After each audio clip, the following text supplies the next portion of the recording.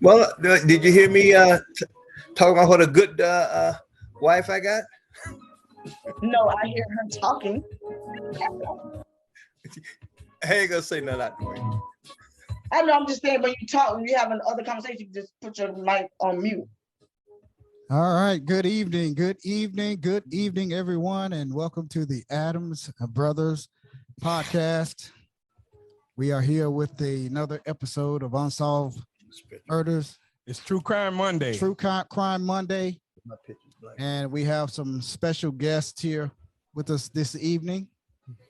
And we're going to be talking with Robin Lillie. She's the mother of Tyler Pearson Sr., her son who was murdered tragically in Delray Beach, Florida. And also our guest is Mr. Robert Lillie. He is the father and the grandfather of Tyler Pearson Sr. And he is also the first Black police officer in Margate, Florida, at the Margate Police Department. We also have Miss Ronnie Medina. She is with the Moms Demand Action and the Democratic Hispanic Caucus. Miss Helen Kirkland of Moms Demand Action as well. We want to welcome you all to the Adams Brothers podcast, and thank you so much for taking the time out of your busy evening to stop in and talk about this real important and sensitive subject. So we're going to start out, and we're going to ask everyone. We're going to start with Robin, the mother of Tyler Pearson. We're going to ask you to introduce yourselves. Ladies is always first on this show. Then we'll go to Miss Ronnie Medina. And I think Helen was there with us. I don't see her on the screen there. She may be back here real soon. And we'll just go so on, and we'll end with Mr. Robert Lillie. So Robin, go ahead and tell us a little bit about you and your son, and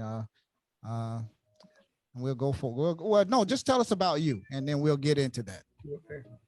Okay, well, I am originally from Deerfield Beach, Florida. I reside now in Gainesville, Florida. I've just stopped driving school buses 23 years between Alachua County and Broward County. Like I said, everybody knows me because everybody knows you guys. Let me just share. Tyler was my second son. Tyler is originally from Alachua County. He was born here in Gainesville. And I just want to share this photo if everybody can see this. This is a photo of Tyler. Yes. First time I laid eyes on him. First time my dad, and my stepmom, we laid eyes on him in 1990. He was actually 3.5 months early. And this photo here, I don't know if you all can see that. Yes, we can see it. This is, like I said, this is the first time I laid eyes on him. And this is the last time that I laid eyes on him. So he was just shy. He was just turned 29 years old. I just turned 29. Last time I saw him, I was en route to Fort Lauderdale. My oldest son's father committed suicide. So my youngest son and I went up to Fort Lauderdale, and we stopped in to see Tyler. Right. Yeah. So I'll Okay. stop right there. All right. Next, we're going to have Miss Ronnie Medina. Go ahead and introduce yourself for us, please. Hey, hi. I am living in Gainesville, born in Puerto Rico, military child. So my dad was in the Army for over 20 years. And because we're going to talk a little bit about gun violence, I know that he always had, I knew where he kept his gun, but I also knew that he told us not to mess with it and that he had his bullets next to the firearm. And because he was an infantryman, he knew how to handle it. But as children, we knew never to go near the firearm. Right. So, fast forward many years later, I find myself, having lived in Philadelphia and Jacksonville, and then back in Philly, I find myself now advocating for safe gun storage. So that's part of the work I do with Moms Demand Action is we speak to adults about how they can protect themselves, the community, and the family by maintaining their firearms unloaded, securely stored, and separate from their ammunition. And we know that so many deaths could be prevented, accidental and those that are intentional due to emotional crisis that some people may be experiencing. So that's just a little brief about myself and my involvement. Robin and I have come to know each other over the last, I guess it's been at least a year, right, Robin? And it's a sad story that beyond story that Robin has shared, but it also just shows the dedication of a mother that's determined to turn things around. She's for very herself determined. and for the community. Okay, Miss Helen Kirkland. I have been a volunteer with Moms Demand Action for about 7 years. And Robin came into our group 2 years ago, and it was a game changer for us, for our group. And for me personally, I've never met anyone quite like Robin Lillie. She's extraordinary. And she motivates everyone that she meets to do this work. And she is such a good soul. And she is, believe it or not, she's always trying to cheer us up, believe it or not. And that's just Robin. And she is so warm. And I just can't say enough. And then I want to say hello to Robert, her dad, Mr. Robert Lillie, because I know why Robin's the way she is. He was extraordinary coming to help us with a day of action that we had almost 2 years ago. He gave a really compelling speech about gun violence and gun violence prevention, about who he was as a law enforcement officer and what he thinks is the path to ending gun violence. And I'm just very grateful to you, Robert, as well. So, Thank you. And to Robin, and to Ronnie Medina, who is so good leading our Be Smart team. That's what our secure gun storage campaign is called. So I feel like I'm a very lucky woman to know these three people. So thank you. Okay, and lastly, Mr. Robert Lillie. He is the father of Robin and the grandfather of Tyler. And he's also the first Black Margate police officer. That's right. Mr. Lillie, welcome to the Adams Brothers podcast. Tell us a little bit about you. Okay. As you know, my name is Robert Lillie, and Robin Lillie is my daughter. Just to give you a briefing, I went to work in the city of Margate back in '74, and I was the only Black police officer for the city for about 15 years. A good part there is that I married the first Black employee with the city as a civilian. And we were married July 28th past was 45 years. Oh, Long time. And congratulations. she has supported my kids. We took my kids in when, during a terrible time when we were divorced, but they were never without a father, and they were never without a mother. But anyway, I completed 30 years of service there in the city of Broward County, Margate. And I retired in 2003. I stayed out a year, and I went to work for the marshal's office as a contract employee at the federal courthouse in downtown Miami. And eventually I got transferred to West Palm Beach. I'm at the Fort Lauderdale, eventually to West Palm, where we had built a house in Boynton Beach. And after about 5-6 years, my wife taken sick, and we moved to Milledgeville, Georgia. I know this is a little much, but anyway, we moved there. You go ahead. Tell us. We've been there. That's a very and, nice city, though. Yeah. We've been to Milledgeville. Yeah.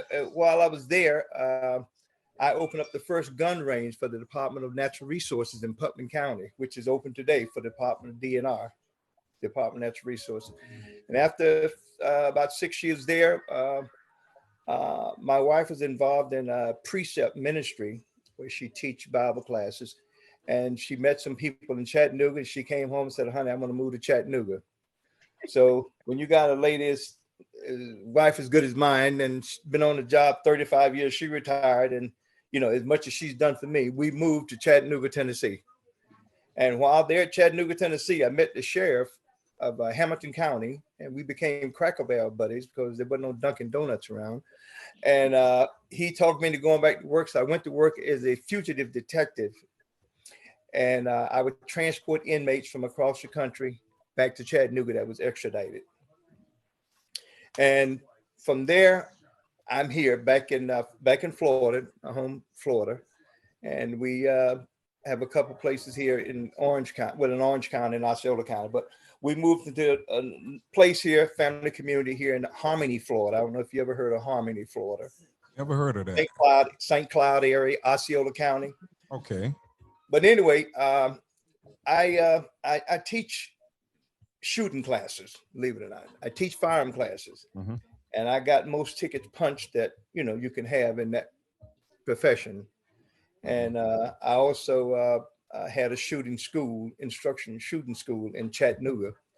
And I had a range of what have you. And that's my story, and I'm sticking to it. All right. Well, you had some amazing accomplishments along the way, being the first Black police officer there in Margate, and going on to have a very successful career. So kudos to you, and you know, I hope you're enjoying your retirement right now. I am, and I want to mention one other thing. My job, the last 22 years of service as Margate police officers in the Detective Bureau, and I worked rape, robbery, homicide. That was my last assignments there. Okay. And I was very successful doing that too. And being that you're a police officer, it has to, you know, with you being, you know, working in that field. How did this news strike you when you found out about your grandson Tyler being murdered? I just want, since you touched on that background and career, I just wanted to ask you that question, and then we'll go back to Robin. But how did you feel when you first got the news about Tyler? It hurts. It hurt. It's like a void. It hurts, and you know, Tyler had, you know, he had his problems, like as we all, you know, growing up. But the way we found out about Tyler's death, and you know what happened, like I say, it really hurts. And we didn't get a lot of cooperation. I'm not sure I'm supposed to get into this, but Robin, if I'm not, you shut it off. But anyway, we didn't get a lot of cooperation. As a police officer, I looked for a lot more cooperation from other police officers when my loved one, you know, was in that position. And I didn't get the help, the sympathy that I should have gotten. Okay, it was a lot of question as just being a police officer. There's a bond, obvious, and it's a big organization. And to think that I've worked with people from that police department over the years, never had any problems or anything. And I just asked for a little help with my grandson, and I received very little. I even talked to, and I'll make mention this also, I even spoke to other police officers about check your contacts, you know, hook up with your contacts, your people you got out in the field, in the streets, and see if you can gather some information, you know, that might assist us and my grandson. And it wasn't there. I had other Black police officers say to me, well, didn't say to me, but the word got back to me that I ain't got nothing to do with it. That had been on the job 20 and 30 years. Right there. And we knew each other. We rode the motorcycles together, the Daytona Bike Week, for 20 years or so. And that's, you know, so it really hurt. And when I spoke with the police officer from that was handling the case, I wasn't satisfied with that, but I had to hold back because of my daughter. And I didn't want her to, you know, get off the rail. Just a simple question we got no answers to. Right. I asked the guy, I said, how many times was my grandson shot? He just said multiple. You know, he would bring up things that had nothing to do with the case. Well, you know, he was having, he and his girlfriend both was having an affair. What in the hell did that have to do with it? You know, it had nothing to do with his death, you know, which they found out later that, you know, it didn't. But I just didn't get that cooperation, and I didn't get that zest and zeal from the other officers like I had when I was involved in cases. So it was really hurtful, you know. Right. I can just imagine, man. That's why I wanted to ask you that question right off to the top there, you know, because you being a police officer, you would think that, you know, there's a brotherhood there that you know, that's a connection there for life that they would like to honor, you know, this guy, his grandson, he was a police officer, his grandson was murdered here. I'm going to do everything we could do to try and help them and assist them without, you know, exposing too much information. But you just didn't seem to get that. And I can just imagine, Robin, you know, go ahead and tell us how you feel. Tell us about how it began, Robin, how everything started out that day, and take us to the call that you got from the police.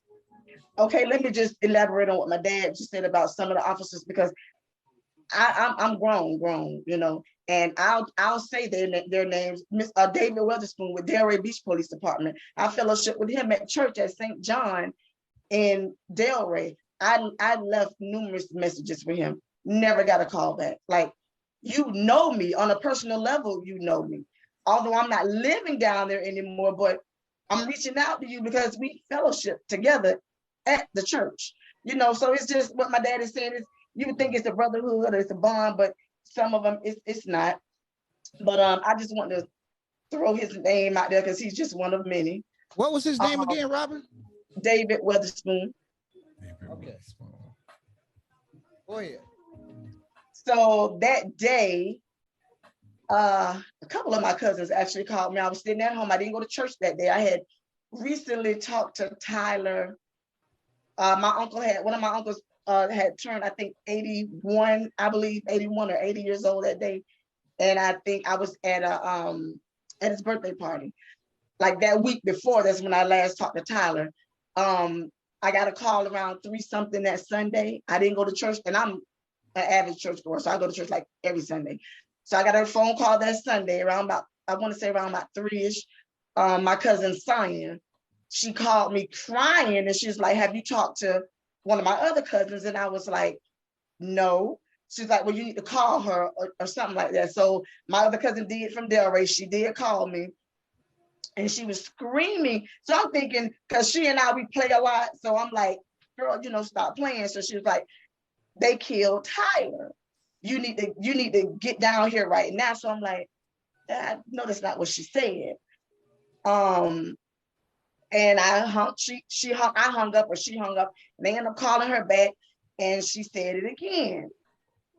So I think the next call I made, was to my dad. I called 2 of my best friends, and then I had called Lonnie, and I'm not sure if he had already heard before me, and then I think he just hung up or whatever, and then called back, and we were trying to calm each other down. But and then as I'm on the phone with my aunt, who, you know, she was very instrumental in raising, helping me with Tyler. I'm on the phone with one phone with her and another phone with my other cousin, and they're both, I think my aunt was at home and my other cousin was at the police department when the neighbor walked in or something, and I heard my cousin ask the guy, "Why you didn't call the police and tell them that it was next door?" And I remember him saying, "That wasn't my business." And I'm not sure if that's the same neighbor who made the initial call, because I think I sent you guys a police report. And what I gathered from the detective Sala, who helped me none at all. I was much in touch with Lieutenant Darrell Hunter, who I feel like all he did was try to keep me calm. And I mean, I didn't get anywhere with any of them.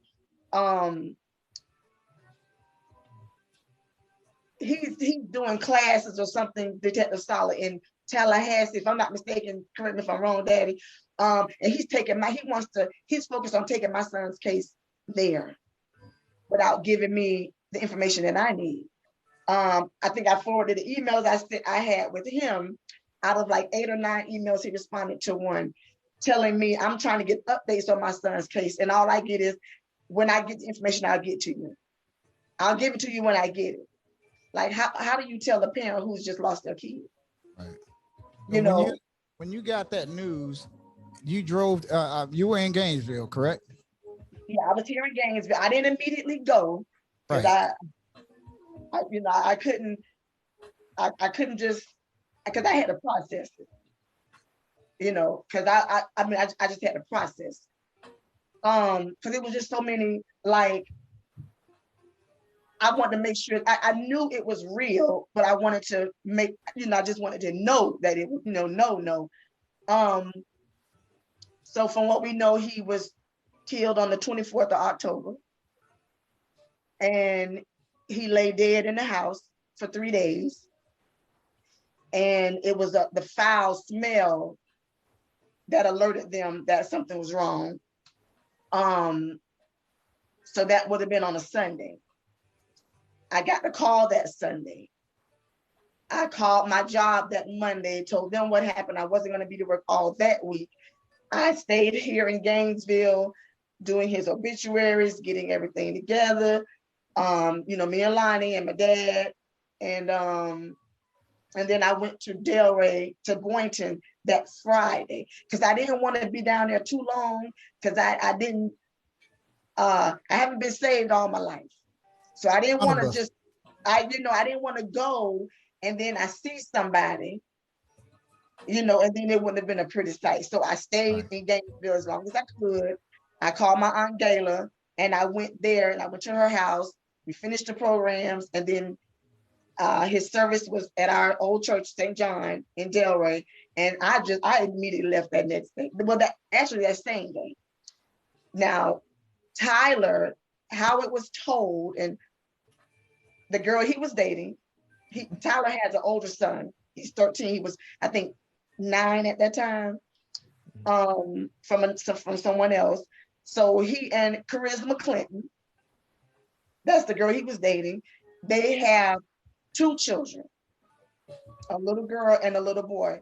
I don't know if the little boy is his or not. That's just me, because Tyler never got a chance to sign. Well, he had a chance. He never signed his birth certificate. So what I know is the little girl Chastity is my grandbaby, my granddaughter. They were always arguing, fighting, doing their own thing or whatever. She initially, I think Lonnie know more about this than I do. She initially told the police that Tyler choked her or did something to her on a particular day that he wasn't there. And it was told that, it was said or written up that she flagged down a community police officer or resource officer and told them that he did this, my living boyfriend did this, and they went and found him. So he went to jail. Lonnie did get him out that next day. And that's when he made the video. You coming up to the video, correct? Right. So Lonnie got him out, and he called me. He was like, I just got him out, because he didn't do anything. So I went and paid his phone bill. That's this Saturday, which should have been, I think, the 18th or the 19th of October. And I talked to him. So my aunt back in Delray, my Aunt Cheryl, was said that she told him, don't go to where Charisma was. But Tyler, being Tyler, wanted to go prove to everybody that he hadn't done anything to her. So he recorded himself getting out of a cab. So if you see the video, that's a cab that he's getting out of. Right. And he's recording her saying, why did you lie? Why you lied on me? Just look at you. And they're exchanging words.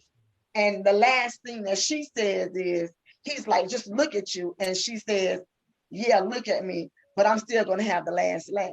Hold it right there. Hold it right there, Robin. The reason I said hold it right there, because you sent me some audio. If you don't mind, do you mind if I play that audio? I do not mind. I do not mind. I'm going to play that audio of the recording that Tyler made the day after he got out of jail. And you could listen and you could hear the girlfriend, some statements that she made. So I'm going to play the audio. Okay. He's going to play the audio of the when Tyler got out of jail for the viewing audience and everyone else. Get away from me, Tyler. Why you lying? Look at you. Get away from me. Look at you.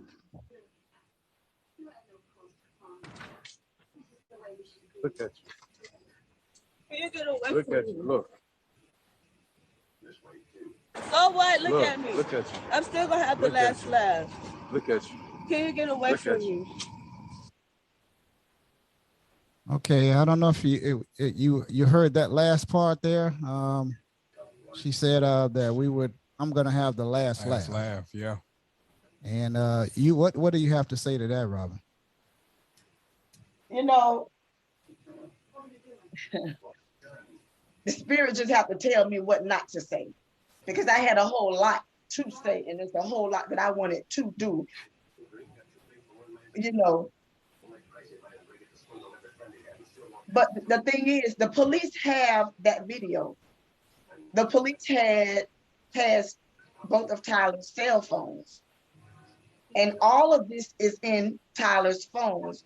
So it was just beyond me that they didn't see anything, anything wrong with that.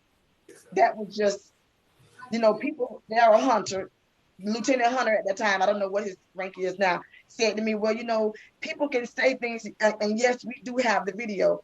So that was on October 19th, and you mean less than a week later, this person is dead, and that person who made the statement's apartment, and you don't see a connection.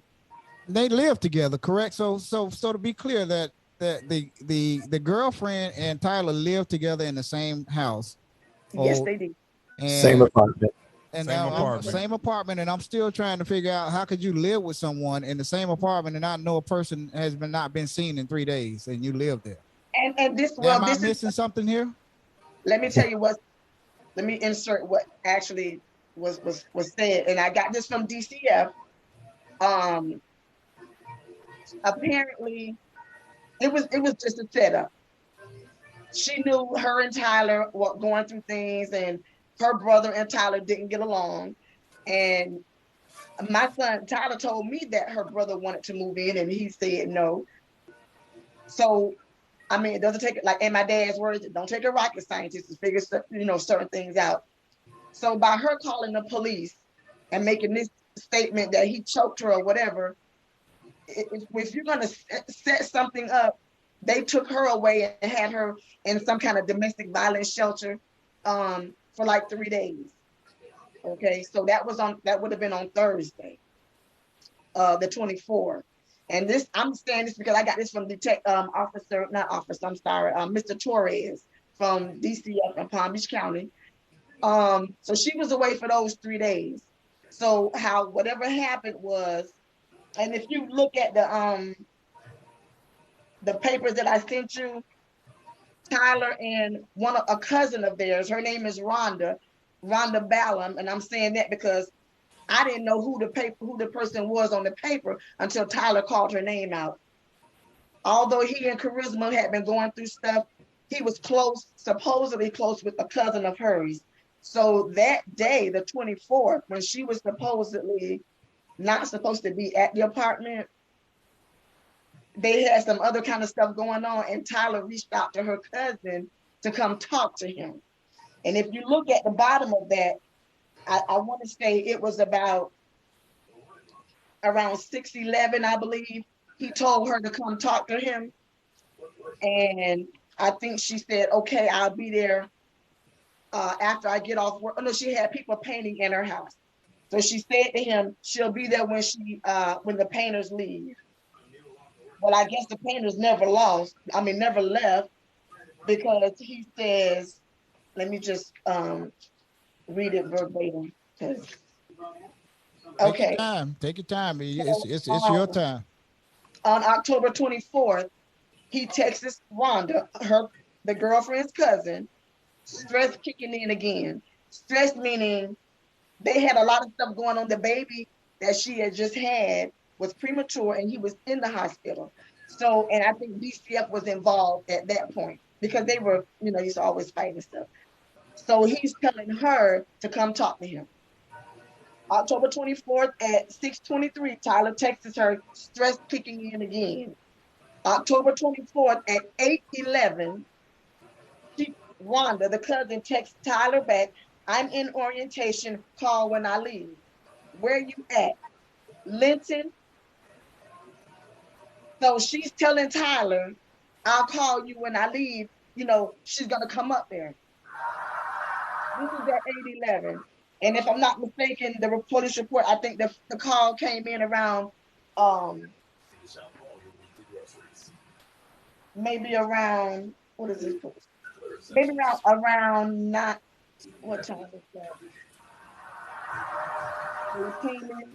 The call came in around 9 something that night. Supposedly the neighbors heard shots, called 911, and told the operator that they hear gunshots in the area, not gunshots from the loud people next door. So the police did respond and go out in the neighborhood, in the area, but not to the apartment, because that's not what they stated. So somebody was just shot in an apartment. You saw the person go in that apartment, right, and you saw when they left.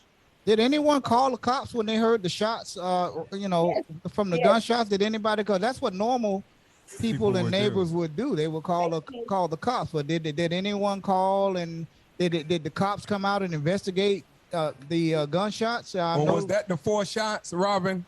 That's the video says. I didn't hear you. Was that the 4 shots from the police video from Delray Beach Police? Was that the 4 shots they were talking about? Yeah. Okay. Yeah. But the people never said that they heard the shots from the house next door, the apartment next door. They said they heard shots in the area. So Delray police did come out to the area. Right. They never said that the shots came from next door. So when they made the initial call, Delray police responded to the call to the area, because the caller never said the shots came from next door. Right. You see what I'm saying? So he lay there. He lay there 3 days, probably, thinking somebody coming to help him, to save him. Well, I'm trying, and I'm not a police officer. My son is a police officer right now, and I know Mr. Lillie was a police officer. But you would think that if someone was killed, and if they're investigating a murder, wouldn't you think they're trying to go pull surveillance from, apartments in that area and homes in that area, or the traffic signals up there to see if a certain person's car or vehicle or was in that area? I mean, it seems like something is missing here. Can I plug in a minute, Robin?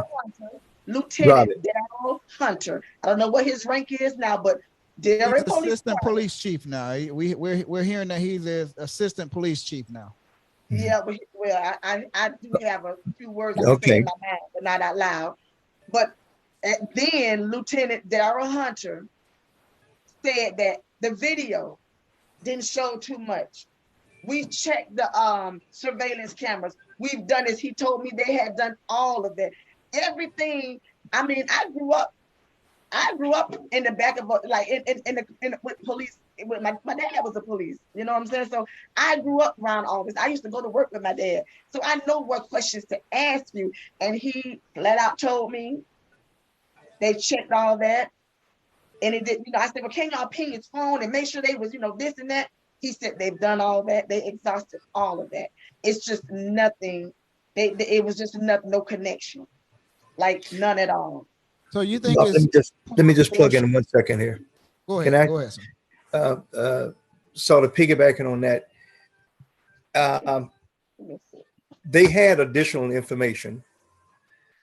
When I went to the police station to review the paperwork, review the case, and show you how uncooperative they were, they brought in 2 big binders, flopped them down in front of me. Now, this is police officer to police officer, and he walked out the room. But looking at the paperwork and the stuff they had there, the first thing I came upon, or maybe the second thing, was a gentleman that lives in the same building within a few yards of Tyler on the same floor, said he was out smoking a cigarette. I think he said in the report that he was outside smoking because he couldn't smoke in the house. He saw a black male that is known to him because that person had lived in that house. That's Charisma's brother. And he said, and this is on paperwork on the report, that this guy appeared to be nervous, and that's sort of like his words. I'm sort of paraphrasing a little bit. He went into the house. I don't recall what he said. He knocked on the door, or what, but he went into the house, and he said immediately when the door closed, he heard gunshots. Tyler was killed within 8 feet of the front door. Okay. Wow. Now, and I even made mention. I read this is in their police report. He said they brought the guy down to the police station, and I'm gonna let you read between the lines on this. He couldn't positively identify the guy. When he showed the photo line, he couldn't positively identify the guy. Sound like no snitch. All right. Okay, you kind of read with that. So anyway, that same person left. Now, in most neighborhoods, when you hear gunshots like that, and this is, like on the second floor, people are going to come out the door, or put the windows on, or put the lights on, or they're going to see what's going on, even when they get into their shelter. They're going to look out the window and see something. Most people will, and some of us, that know that bullets have no names will probably won't do it. But anyway, and this guy said, he said, yeah, I know the guy because this guy used to live there. Well, he was living in that apartment at one time, in and out with Charisma. And he knew that, but when he got down to the police station, you God knows what kind of photos he was shown, whether it was 6 months ago he was arrested or whatever the case, whatever the case might be. But he said, he couldn't positively say, yes, this is him, beyond any reasonable doubt, whatever the case might be. So anyway, and we were never told that. So that's how that part there went off.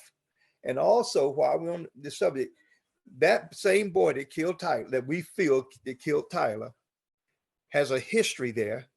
That Tyler is not the only person he shot in Delray. He shot another young man. There's the information that in his father's house, he came in his father's house and shot out the television, and all this just prior to this incident occurring with Tyler. And the father even, I talked with the father, and he even made mention to me, well, y'all think that my son killed Tyler. No, my daughter had something to do with his death. I said, no, I think your son, that too. I said, I think your son, is responsible for his death. Well, y'all handle that. I don't want to talk no more, end the conversation. And I didn't come to him in an aggressive manner. That was, it's in a manner of trying to, because he had threatened to kill Tyler also. And the police came to a location there where Tyler had called the police, and he alleged that when the police got there, they didn't find the gun. But his statements to Tyler, you will be sledged. And the police asked Tyler on the report, what does that mean? He said that I'll be dead. Oh, wow. That's a new word for me. Right. Yeah. Now, I went to that location, and my wife is here, and I haven't said this to her. When we were at the hotel, during Tyler's service, I went upstairs there and went to the location. And there was a young lady was walking down the stairs, want to know what I was doing, staring at that door. They made a lot of noise there anyway, something where she say. And I told her about, my grandson was killed there. And I said to her, did you guys hear anything?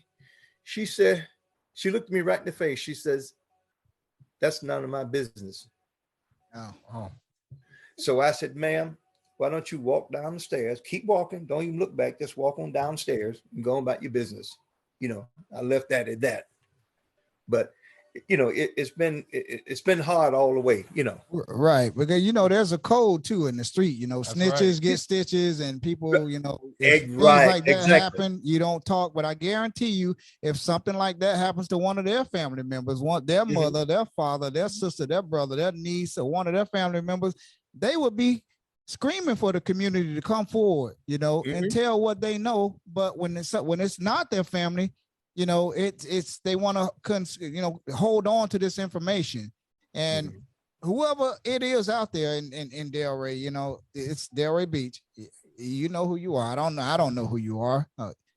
But if there's something you know, clear your heart before you leave this earth. And, you know, you need to, if you've seen something back then, you know, if you saw something, say something. You know, it's this family is grieving and they want answers. And so Robin, when you came down, you came down to the you came down for the funeral. And who did you bring Ronnie with you? No, I didn't know Ronnie and Helen at that time. Right. I didn't know them at that time. Okay. I came when I got back, maybe some months or so later. I was in touch with a lady here, a community organizer, Ms. Faye Williams from the Porter's area over here, and she connected me with another young lady named Shanae Jackson. She's a community organizer as well, and they connected me with Moms Demand Action. So it's been like almost 3 years, like 2 years, 2.5 years that I've been with a part of that. And it's helped because I know I'm not the only person. Right. You know, right. It doesn't get easier, but it's you know, I know I'm not the only person. And you find ways to deal with certain things and, you know, and advocate for, you know, this gun violence. Yes. And Ronnie, what are your thoughts on this when you heard about this case?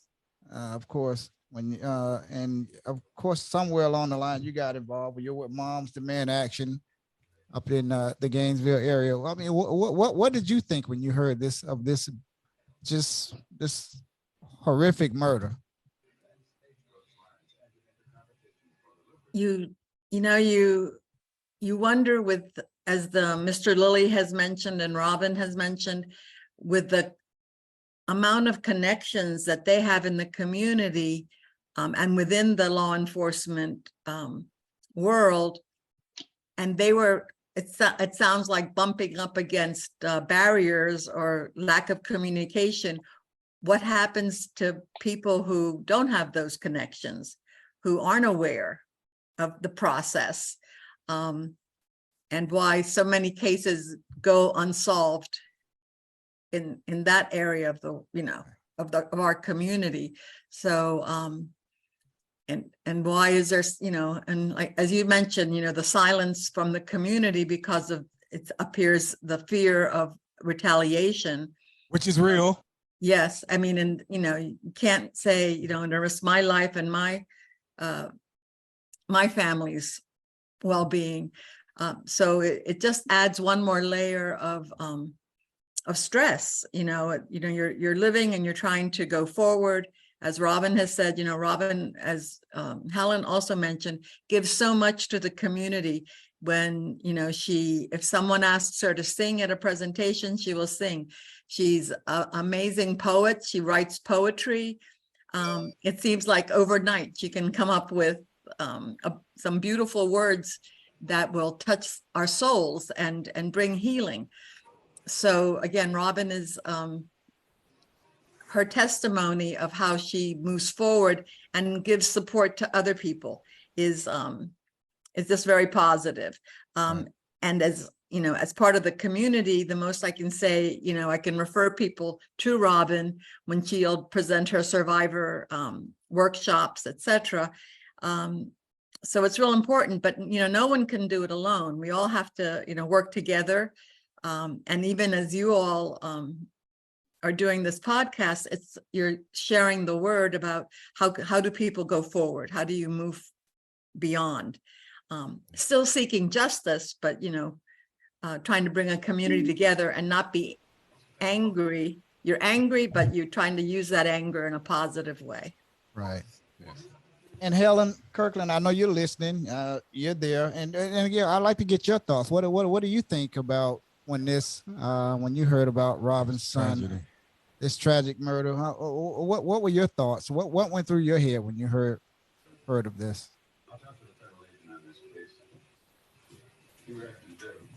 Who is that person? I don't know. She got a mic is. I heard mic- about it. Yeah, I'm Yes. sorry. I only heard about it when I met Robin, and she told her story for the first time when I was listening. And I can't imagine a mother going through that and being the way Robin is. I just I just can't imagine losing son. And then compounding it is the sadness of not finding him, and just all the sadness around it, not getting a resolution, not getting justice. And Robin is so strong. I mean, my heart broke for Robin when I heard her story. And for just what she has to do every day, getting up in the morning, deciding to make something positive and to help other people deal with their trauma. That's what she did before she got involved with Moms Demand Action. She was connecting with other mothers, other parents who were losing their children. And so a combination of just heartbreak for her, but also awe of her strength. And when she joined Mothers Demand Action, that tell us a little bit about, is that like an organization that teaches about the safety of guns and where to keep your guns and how to lock them up? And I'm thinking that she got involved because her son was murdered, and people need to know about gun safety. I mean, these are adults that allegedly killed Tyler, but still, gun safety plays a part in this. So I guess that's how you, Ronnie, and Robin all got together and Moms Demand Action, correct?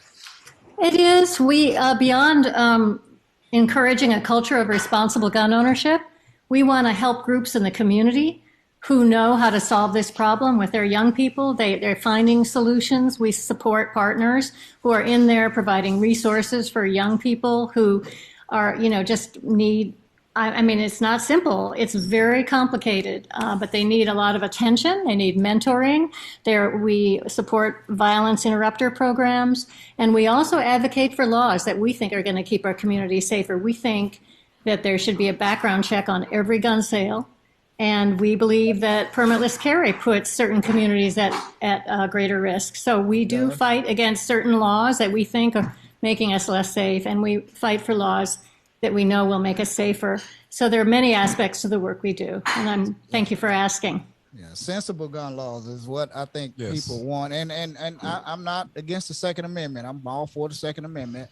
So are we. For the people that are watching out there, and it just sensible gun laws make a whole lot of sense. I mean, how can you pass laws like a permitless carry here in Florida, and you don't even require someone to even go take a basic firearm training class? How could you do that? So that's our psycho governor that we have up there that's running for president right there. I don't like him, and I'm just that's political there. But again, let's get back to do you think that the Delray Beach Police Department, Mr. Lillie, is doing enough, or Robin? Do you think they're doing enough or more that can be done? Because I think that this case is just sitting on the cold case shelf right now. Go ahead. It would probably sit there. It would probably sit there until they come up with something that they deemed necessary to, to do something else, some other part, another portion of the investigation. But chances are that's not going to happen.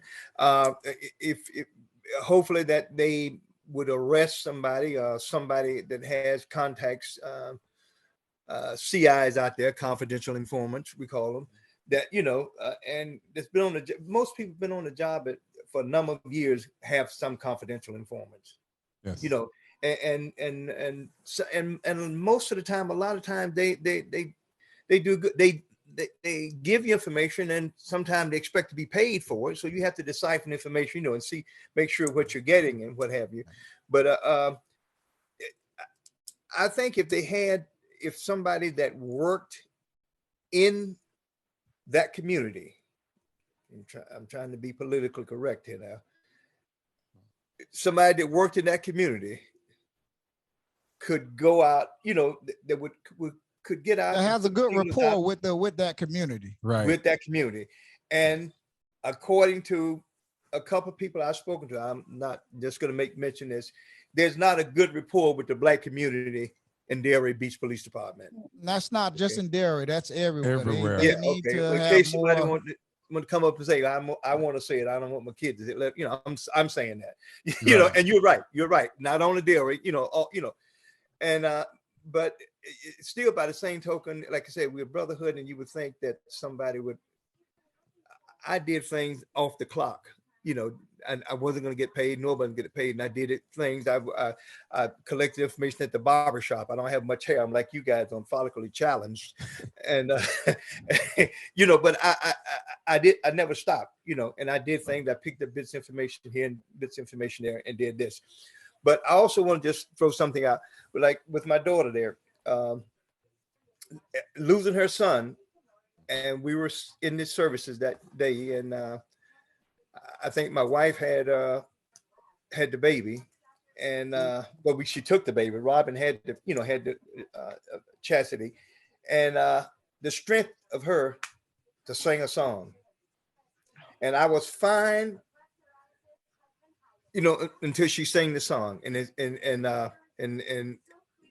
it brought tears to my eye. I cried, simple as that. It's not a big deal.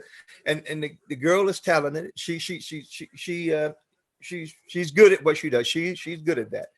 And so I just want to make mention, she's strong. She's done a lot, and she's still learning how to tuck her down, a little bit. And I understand that. I can't say what it's, I'm the grandfather, she's the father. She's the mother, Right. And so, there's a big difference there. But she. But I also want to put out, we was talking about gun safety and gun violence. I'm certified in most gun classes.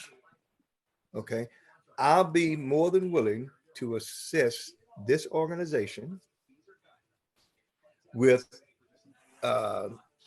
basic gun skills, gun class, home protection, how to secure your guns, and mainly, there's a lot of guns out there, and we need to, like I said, we're not against the Second Amendment, but it behooves everybody to know how to operate. If you're going to have a handgun, to know how to use it. Just getting a handgun and saying, I got it, if somebody do this, I'm going to do that. It doesn't work that way. And there's a lot of things that I can, bestow upon the group, if they know how to get in touch with me and set something up, and I'll be glad to help with, gun training, basic gun training, to the range, gun classes in somebody's house or home, whatever location, to get them in a position where they can take care of their family and they can teach their kids, about gun safety and about gun violence. Yeah. And I just want to put that out there. Also, Robin, this question is for you and Mr. Lillie. Do the city, since that happened, do the city of Delray Beach have license tag readers, and do they utilize that spot shotter technology? Because we had a rash of shootings here in Deerfield, and I kept telling them about, we need to get the spot shotter. I sent letters to the commission here in Deerfield, and oftentimes the Black community is accused of not doing enough to prevent crime in their community, but I was giving tangible solutions to our commission and our police chief at the time. And I don't know, they wasn't listening at that time. I don't know what the problem was, but they did not move. It took some death of about maybe 3 or 4 Black men here for them to finally make a move. And I don't know, it could have been financial. I don't know, but it took a while. But my question to you and Mr. Lillie is, do you all know if Delray Beach is has implemented license tag readers. So if anyone come in that city, whether it's a stolen car or whatever, that tag is recorded. And do they have that spot shotter technology? Because I know it won't save Tyler, it can't save him, but maybe it can save the next person coming along now, to where usually that spot shotter can pinpoint it almost directly where the shots came from. And I just, moving forward, if anything else, stay on them about getting that technology, Robin and Mr. Lillie. That can maybe save the next person in Delray. Yeah, I'm not sure they have that, but I'm definitely going to check and suggest that. You know, I can easily, you know, find out. And we was talking about, you're from Deerfield, am I correct? Right. Yeah. Okay, that's where I started out in police work in the city of Deerfield. I started as a reserve back with when Robert Jackson, Mayo Howard, and that whole group, you know, and they kind of instrumental, Vincent Mitchell, and and we were good friends, and they sort of, you know, coached me into it. In fact, I went through the Reserve Police Academy for the city of Deerfield. Now I don't know what, you know, how Deerfield is all through the years, because the change went to Broward Sheriff's, also the case might be, and I'm sure they're well, but Deerfield is a police department that has they got police officers that got a working relationship with the Black community. You know, they got it. They on top of a lot of things, you know. Yes, they are. Yeah, you know, and I got to say that because they've always, you know, when I was, you know, behind some, you know, doing the work, and I'm just tagging along because I'm trying to get on full time somewhere, you know, and notice what they were doing and how they doing things, but they got a good relationship with their community, Deerfield Beach. Yeah, and they do. And because of my brother and us, we now have shot spotter technology here in Deerfield Beach, and the license tag readers. And the license tag readers. And you have to keep the pressure on them. You have to go up to those commission meetings. You have to email the city manager. You have to stay on them. And they're gonna resist now. It's a cost to it, of course. It's a cost to it, but you know, they have to budget for it. They just can't just go stick that technology in there. They have to. It's a cost to the taxpayers, definitely. You know, they have to, you know, budget for it, but definitely have to keep the pressure on them. And I mean, anything that we can do to help you. If you're coming down here, either Mr. Lillie and Robert, you coming down and let us know. We'll come up there and we'll go to the commission meeting with you. We'll talk to the city manager. We'll talk to the commissioners and the mayor. We'll go up and tell them they need this technology. You know, we'll go up there and we'll tell them, look, you need to reopen this case. You know, you can't just stick it on a cold case shelf and expect, you know, people to just come up to you and say anything. This is why we're doing this podcast right here today, because people are friends. They may have been friends the day of the murder, but here it is 4 or 5 years later, they might not be friends anymore. They might, that person that knew about that murder might be willing to talk right now, you know, and very good. You have to keep this fresh in the minds of the public. So, and that's what we come in. And also, Robin, if you remember, Robin, you remember Terrence Moore? He used to be here in Deerfield. He was the assistant to Larry Dejan. Terrence Moore, he's a Black man. Mm-hmm. He's the city manager of Delray Beach right now. Yes, he is. Go talk to Terrence Moore. Yes, he is. He used to be here in Deerfield, but he's the city manager of Delray Beach. Right. He will listen to you. Terrence Moore, that's his name. Terrence Moore, Moore. Oh, okay. And if y'all not getting no satisfaction, I implore you go talk to Terrence Moore. Yes. And you know, you said about the spot checker, those things. Yeah. You can't get any more spot on than when you have my son's phones that clearly is telling you, look into this person. You know what I'm saying? Because her cousin that texted my baby that she was coming to see him when she got off, when the painters left her house at 8:11. You would think that you would call me at 9 o'clock and said, I'm outside. But she didn't text him to 2 days later. And she caught herself. She caught herself and she cut the message off. Oh, wow. So if you're telling him that you're coming at 8:11, You'll be there when the painters leave. The painters didn't stay 2 whole days. Cause like 35 or 45 minutes after you text him where you at, like Linton, then he was killed. So it's like you're checking to see if he's home. Because if you're gonna come by when you get off to talk to him, why you check on him 2 days later? Yeah. So and for the police, for Lieutenant Darrell Hunter at that time was lieutenant, for you to tell me we got the phones, Miss Lillie, we got the phones. So you mean you got the phones and you got these right here? You got these messages that are in Tyler's phone from somebody else that is telling him her people got a hit on you. Somebody want to do something to you. Right. And also, let me just mention this too. That person that Robin talking right now, the lady, the Robin, what was her name? Robin? Rhonda Ballum. This suspect, I'm gonna use the word suspect, lived in that house with her. So it appears that she was talking. The boy that we suspect killed Tyler, right, lived with that girl that Robin talking about right now. Wow. And I would think that the police would look at phone triangulation. Yeah, exactly.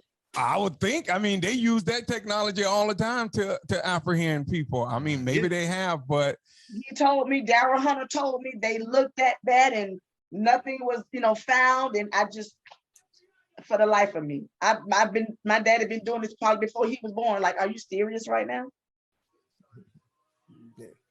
Wow. Yeah. Yeah, that's one of the cold cases. That is why I called it a sin of the city. It's a cold case, and I would hope that Delray Beach, but I'll tell you all, don't ever give up. I always, whenever I see Robin on Facebook posting her son, that makes me so happy, and I tell her, don't ever stop. I don't care who don't like you posting it on Facebook. Keep posting, keep posting. Also, whenever you in Delray Beach, Robin, go get some posters and plaster them. Take them to every store that you can find, and plaster them around that city there. Always keep Tyler's name out there. Because the answers to that murder is right there in Delray Beach. It's right in Delray. The murder is right there in Delray Beach, and if they're withholding information, they need to come forward, and give this family some closure and an arrest, and ultimately a conviction is what this family is looking for. And anything we could do to, you already know, you like our phone number, like a sister to us, and you already know. Anything we can help you with, anything we can assist you with, anything. I implore y'all definitely to stay on Delray, because like I said, it can't save Tyler, but it can save someone else with the spot shutter technology and the license tag readers. Every city should have that. With the way crime and gun violence is right now, every city should have those tools in their city at their disposal. And we're going to tag the Delray Beach Police Department in this Facebook. And we know they have social media, so we're going to tag them so they can see this video. And we also reached out to them. We hope that they look at it. Yeah, Wayne, go ahead and tell them. I reached out to the Delray Beach Police Department for a statement, and I talked to, it was a lady I talked to. I wrote her name down. I don't have it with me, but she told me, probably one of the guys you say it, Robin, is on the case now. The guy that's on the video that you posted, he's a sergeant now, so he's not over the case. Salas, he's not. I was told that he was promoted to a sergeant, so he's not over the case. Someone else is handling the case. But I also asked them last week for a statement.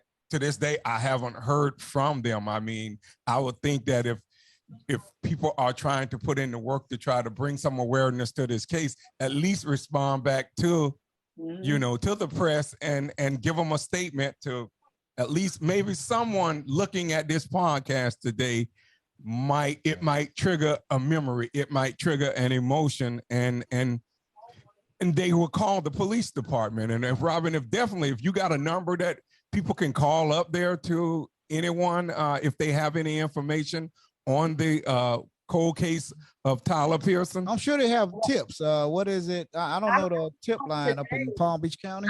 I was told today that his case is with the state attorney. That they don't have it. Okay. Yeah. So I was like, okay. So I guess after because they hadn't even responded to me, had no phone calls or nothing. So I guess after you had reached out to them, and then they tell me today that, oh, we don't have his case. His case is with the state attorney. Right. I was like, Yeah, I talked about 3 people there. I talked to one of the detectives there. She was very helpful now. I mean, she wanted to give me more information, but she couldn't. And she, like I say, gave me as much as she could. And then she led me to the public information officer of Delray Beach. So he and anyone else that the department has yet to this day to reach back out to me. And that's not transparency. That's not the transparency that the family is looking for. That's not the transparency that the community is looking for. That's not the community demands transparency, and it doesn't seem like this family here is getting that. And we're gonna do everything that we can to keep that pressure on them and to hopefully get this case back open. And we're hearing that it's at the state attorney's office. So to me, I don't know, I'm not a police officer, but it seems like they're saying that they want the state attorney to look at the charges and maybe bring charges forward. They don't have enough. So that's kind of telling me. That's telling me that am I correct, Mr. Lillie? Since from your experience in the police work, is that's what that's telling me. Yeah, it is. It does. Yeah. That they have a suspect or some suspects, but not enough to charge him. So they're maybe looking at the state attorney to see, let them make a decision. Right? Mm-hmm. He or she. Mm-hmm. But that's good information. At least they told y'all something now. But we hear this all the time. Trust me, what y'all telling us right now, that's the frustrating part, that we hear this from so many different families about this. Right. About cases like that. That's cold cases. Mm-hmm. And I always just tell people, do not give up. I'm glad you have support with the organizations, with the gun violence organizations. Mom Demand Actions. I'm glad that they're there to support you and bring awareness to. We have this serious problem of gun violence in everywhere across the United States. And like my brother said, I'm pro Second Amendment. I believe in the rights of gun owners. I don't think that concealed carry was a good thing. I believe in doing it the old-fashioned way, like I did it got training and got my concealed weapons license. And I worked in the field of, me and my brother worked in the field and still licensed for armed security and all. So, I would implore everyone to go out, like Mr. Lillie said, don't just go and buy a gun and just think something happened, you're gonna do something. Go get some training, because we see too many cases on TV where if you don't know how to use that gun, you'll find yourself on the other side of the law. That's right. Any closing remarks you'd like to make, Robin, or Ronnie, Helen? We're getting ready to close. So any closing, anything you want the public to know? I would just want them to know. They have a saying up here in Gainesville: you see something, you say something. So you saw something, say something. It's as simple as that. That's it. I just want justice for my son, and I'm prayerful that we'll get it. Yes, you will. I think that day gonna come. It will. Trust me. Because I look at you guys. Because I was 16, I think, when your sister was murdered. That's right. And I think Cassandra Scott too, around the same time. Right. So, and I look at y'all and I see y'all case on, on TV as well. And I'm like, dang, my boy, they got, they got justice. So I'm prayerful, I'm hopeful that day will come, because I look at y'all, and I look up to y'all for everything that y'all do. I'm always any way I can. I'm like, I'm gonna help out, I'll help out, whatever. But just as it took 30 years, almost 30 years, but that day came. So we got that justice. We kept on them because we kept the pressure on them. So that's the key. Keep the pressure on. And I tell everybody, we inspiration to everyone. Never give up. Right. Never quit. Always, I implore you, all y'all, Mr. Lillie, y'all, I don't care how upset they make you, y'all get at them. don't ever get so frustrated where you don't pick up that phone and call them and just aggravate them to give you some update, because your son, Tyler Pearson, he deserves justice, and your family deserves closure, which people say sometimes it is no closure, but y'all deserve justice and closure just like every other family that was in that predicament before. Absolutely. Miss Medina, you got any closing remarks you'd like to make? Just thank you so much for providing the opportunity for the Lillie family to share, their experiences, and it's you are a blessing to the community. Just being, getting the message out, and we are here. And in fact, I'm going to find out if there's a local Moms Demand Action group in your area, and send you that information in the event that someone is looking for some more, educational support. Please do. Miss Kirkland? She had to leave. She had to leave. Okay. Yes. Yeah. We'll give the final remarks to Mr. Robert Lillie. And anything else, Robin, you have to say? No, it might not be pleasing, but no, I said I'll let my dad. I thank y'all. I from the bottom of my heart, I'm grateful. I am grateful. We're grateful for you, we're Robin. grateful for you too. To all the things that you do for us, man. We're grateful. We're grateful for you. I think y'all, and that's how we know you have a good heart. Your family has a good heart. The people and around we love you, Robin. have Trust a good me. heart. We love you. Anything we could do for you, we're just a phone call away. All you have to do is call us. So, anything y'all need from me, y'all got it. Yeah, Mr. Lillie. Well, just gonna piggyback. You guys are a blessing, and thank you. Thank you for everything you do and everything you're going to do, and all the difference that you're making in people's lives. And I know your story also. And God bless you. God bless you all. And if anything that I can do to give you a hand, give me a call and let me know. Okay. Thank you. Sure will. All right. Thank you. Appreciate Thank you guys. All right. Well, we've been talking to Robin Lillie. She's the mother of Tyler Pearson. We've been also, you want to put the music in? We've been also talking to Mr. Robert Lillie. He's the father and the grandfather of Tyler Pearson. We also had Miss Ronnie Medina, Moms Demand Action, and the Democratic Hispanic Caucus. Miss Helen Kirkland, she had to leave, but she's also a member of Moms Demand Action, and Mr. Lonnie Baker, Tyler's father, didn't get a chance to join us, but we want to thank you all for joining us here on the Adams Brothers Podcast. We are going to tag the Delray Beach Police Department. We're going to make sure that this podcast pops up in their timeline on their social media site up there in Delray. So if Detective Salas and David Witherspoon and Assistant Chief Daryl Hunter, if you're looking, please help this family get some justice. And any updates, please come back on our broadcast and let us know. Come back. We like to see y'all live if y'all get any updates in the future. The case is solved, please come back on in and tell us. Thank you. Thank you, Robin. Thank you Mr. all. Robert Lillie. Thank you all, and have a wonderful Y'all have a wonderful evening. God bless you. God bless you all. Thank you.